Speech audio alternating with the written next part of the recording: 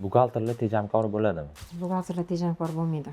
Buxgalterlar har doim o'sha aytganimizdek fakt asosida ishlaydi dedik. Finansistlar tejamkor bo'ladi. Ular kompaniyani o'sha ertaga kassaviy razryad bo'lmasligi uchun hozirgi kundan pulli taqsimotini qo'yib chiqadi-da. Buxgalterlarning miyasida bitta narsa bo'ladi. Qanaqa u ertaga 3 kundan keyin to'lash kerak bo'lgan narsani bugun to'lab qo'ysa, 3 kun boshini ortib yuradigan narsadan ozod bo'ladi, xalos bo'ladi.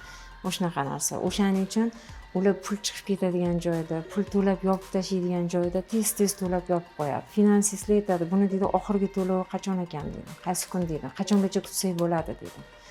Endi shunaqa kompaniyalar bor, masalan, valyutni operatsiyalarni amalga oshiriladigan kompaniyalarda ular valyuta ko'tariladigan kuni dollarni sotib to'lovlarni yopishi mumkin. Yoki bo'lmasam, deylik, valyuta tushadigan paytda dollar sotib olib, to'lovlarni valyutadagina to'lash mumkin. O'shaning uchun finansistdan buxgalteri yana bitta farqi ham shunda-da. Buxgalterga nisbatan finansist tejamkor bo'ladi. Buxgalter faktlar asosida debitor kreditor vaqtida yopib tashlashga harakat qiladi.